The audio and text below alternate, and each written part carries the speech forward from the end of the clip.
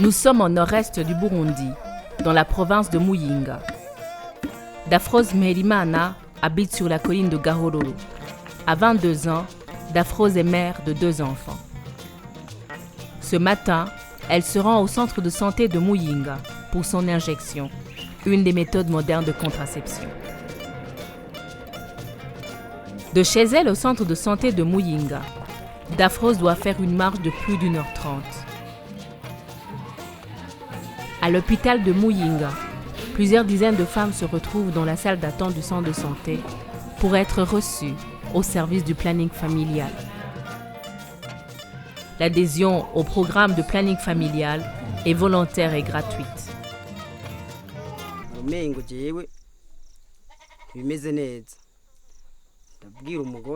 Devant le risque d'avoir beaucoup d'enfants, je me suis entendu avec ma femme. Je lui ai demandé d'aller à l'hôpital. Pour ceux qui ont les mêmes problèmes, je leur demande de faire comme moi avec leurs épouses.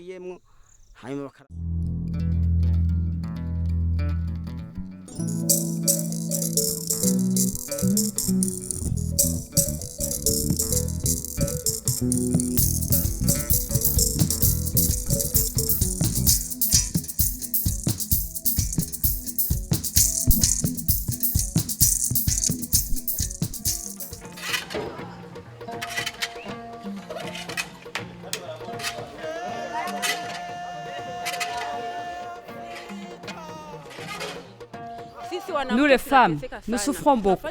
Nous sommes toujours occupés à faire beaucoup de travaux. Pour pouvoir subvenir aux besoins de nos familles, nous passons des journées dans les champs. Sincèrement, il faut nous aider à comprendre le planning familial pour que nous puissions avoir un nombre d'enfants que nous pourrions éduquer.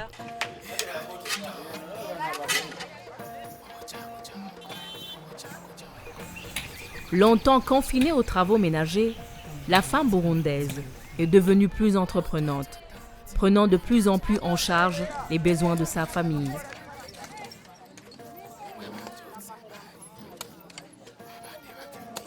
Aujourd'hui, sur son chef de ménage, 19 sont des femmes. Ce changement de statut implique, au vu des défis démographiques, un nouveau comportement de la femme par son adhésion à la politique de planification familiale initiée dans le pays.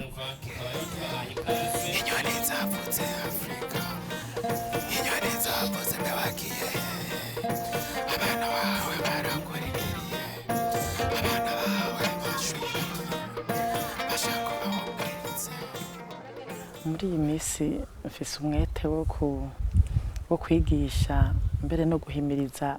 Depuis un certain temps, nous sensibilisons les Burundais sur l'importance d'avoir un nombre limité d'enfants. Uwo mwete ndawutegwa nuko namaze gutahura no kubona. Au Burundi, nous enregistrons un fort taux de croissance démographique et les conséquences de ce dernier entraînent le sous-développement du pays. Ku bibondo mbere n'umuvyeyi kandi muzi yuko umuvyeyi ari we nkingi y'urugo. Turatahura ko hari intambamye nyinshi. Nous rencontrons des obstacles souvent dus à certaines croyances et traditions qui considèrent qu'avoir beaucoup d'enfants est une richesse. Oui, un enfant est une richesse. Mais si vous n'arrivez pas à le nourrir, le soigner, veiller à son éducation, cela crée une situation conflictuelle au sein de la famille, même au niveau du pays.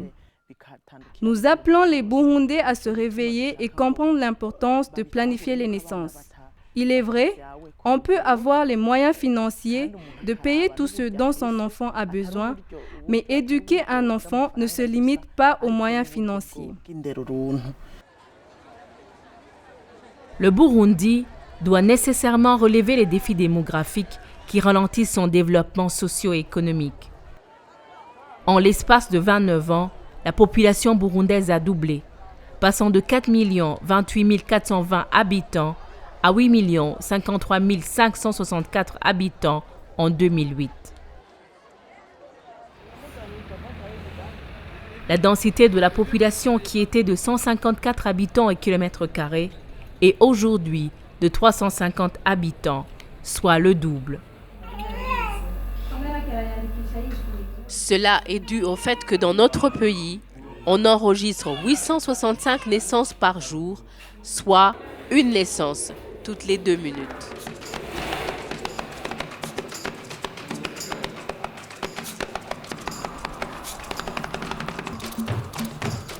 Résultat, on assiste impuissant à la diminution de la taille des exploitations agricoles par ménage qui est passée de 1,04 hectares en 1973 à 0,5 hectares en 2009.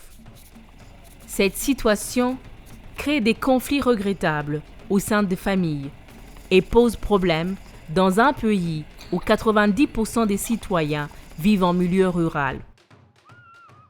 Entre août 2006 et octobre 2011, la Commission nationale Terres et autres biens a enregistré 26 513 conflits, soit en moyenne 5 302 conflits par an.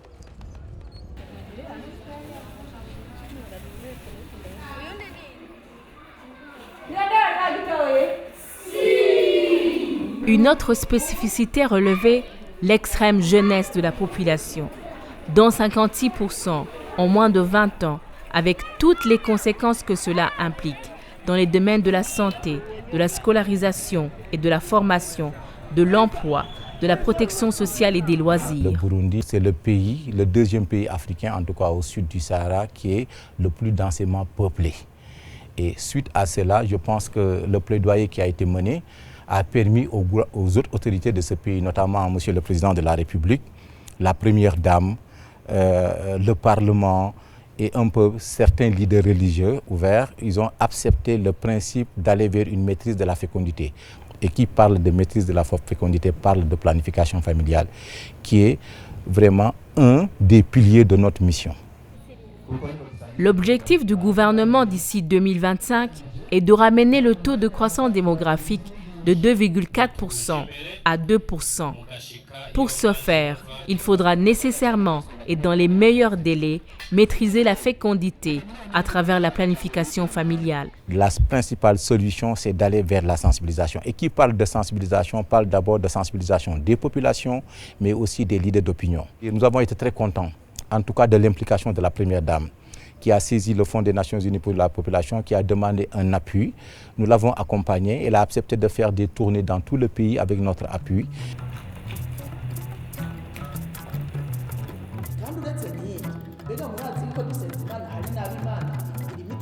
C'est ainsi que des campagnes d'information et de sensibilisation, des débats ont été organisés à l'intention de leaders religieux, élus locaux, responsables de santé et de l'ensemble des composants de la société burundaise. De ces échanges sont sorties des recommandations proposées à l'État et aux partenaires. Les succès enregistrés par cette campagne de sensibilisation ont convaincu la Première Dame de la nécessité d'élargir cette activité en direction de la jeunesse.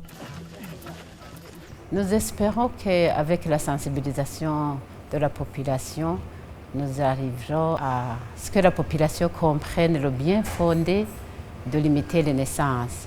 Mais si la sensibilisation, nous ne parviendrons pas à résoudre la question de la démographie au Burundi, nous allons peut-être penser à instaurer une loi sur le contrôle de la démographie dans notre pays.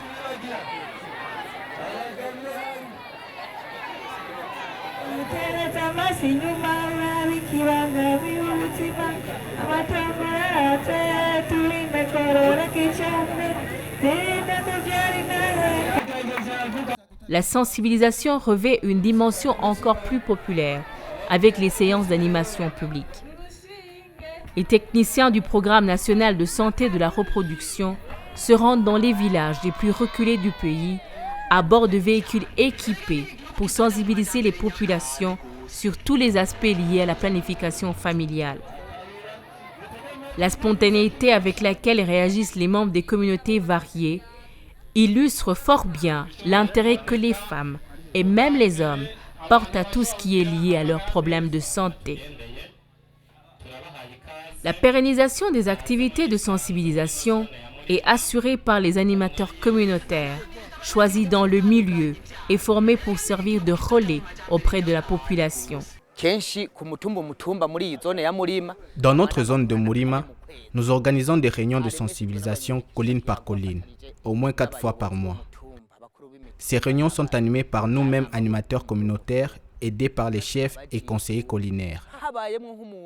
Si jamais il y a un voisin qui semble ne pas être convaincu, nous allons jusqu'à chez lui pour le sensibiliser, lui et les siens.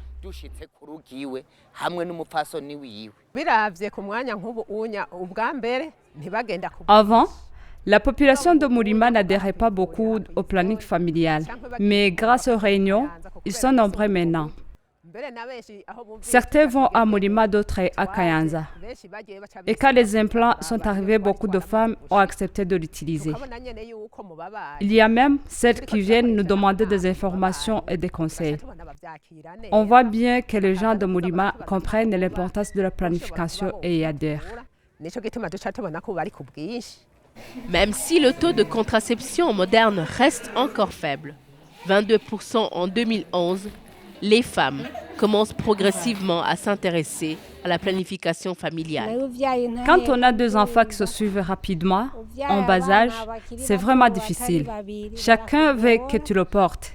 Si tu allaites l'un, l'autre pleure. Les femmes ont toujours beaucoup de travaux ménagers à faire avec 2 naissances rapprochées.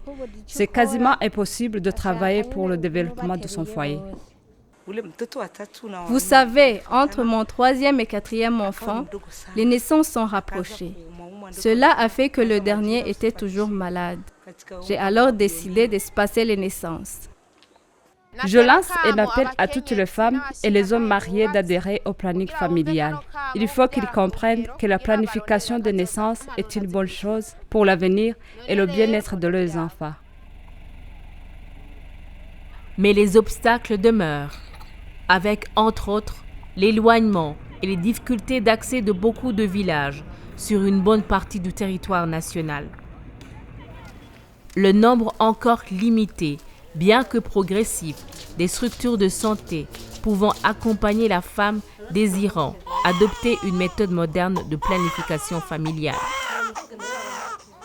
Pour remédier à cet état de fait, l'État burundais, appuyé par les partenaires au développement, et plus particulièrement l'UNFPA, a résolument facilité l'accès des femmes aux méthodes modernes de contraception, avec pour résultat un espacement des naissances et une meilleure santé de la mère et de l'enfant. Depuis plus de 4 ans, nous avons la disponibilité des contraceptifs sans rupture de stock. Nous espérons continuer dans le bon sens.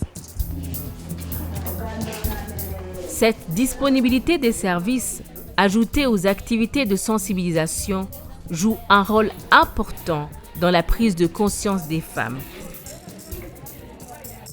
Au Centre communautaire de santé de la reproduction de Lumongue, dans la province de Bululi, centre appuyé par l'UNFPA, les services en planification familiale sont quotidiennement sous pression. Les femmes qui fréquentent, chaque jour plus nombreuses, cette structure de l'Association burundaise pour le bien-être familial sont de plus en plus à l'aise avec le personnel médical chargé de les recueillir, de les écouter et de les aider à trouver une solution à leurs problèmes.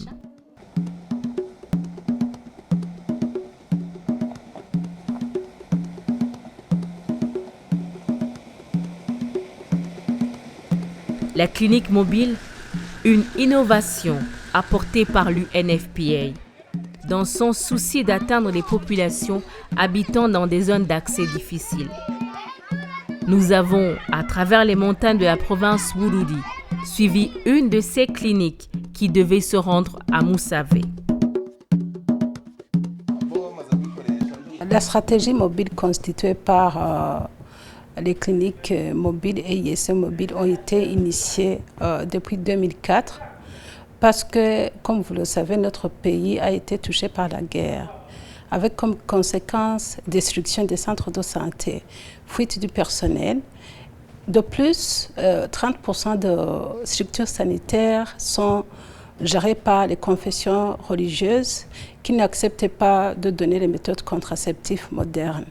Donc, l'initiative des cliniques mobiles, c'était pour améliorer l'accès des populations, surtout du milieu rural, au service de la santé de la reproduction. Sincèrement, moi, je suis satisfaite de l'approche clinique mobile. D'abord, c'est une stratégie qui permet à l'appropriation de la communauté par la clinique mobile.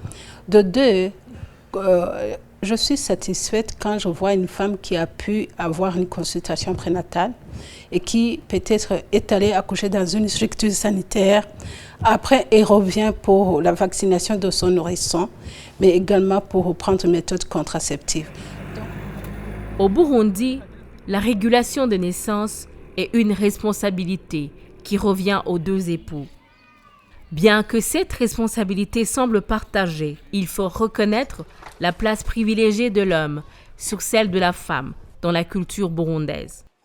Le respect mutuel entre les époux et la collaboration dans tous les projets qui impliquent la famille sont les clés d'une réussite parfaite de l'espacement des naissances.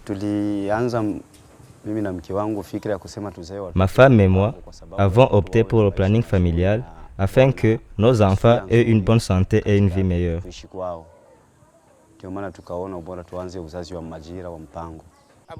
Il est important que les deux époux se concertent. S'il n'y a pas d'échange et de consensus entre les deux, je pense que ce sera dur pour la famille. Par exemple, le mari peut vouloir avoir un nombre limité d'enfants, mais avoir peur de le dire à sa femme. Ce qui compte pour moi est que l'homme et la femme communiquent et soient de même avis.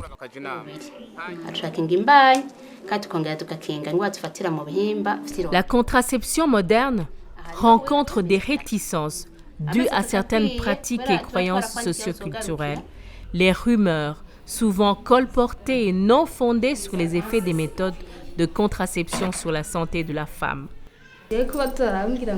On me disait que si j'utilise les méthodes de contraception modernes, j'attraperais des maladies comme un cancer, avoir le corps et le ventre gonflés. Mais depuis que j'utilise cela, je n'ai pas de problème. La meilleure chose à faire, c'est en cas d'effet secondaire, de retourner au centre de santé pour avoir de bons conseils et ne pas croire aux rumeurs qui circulent.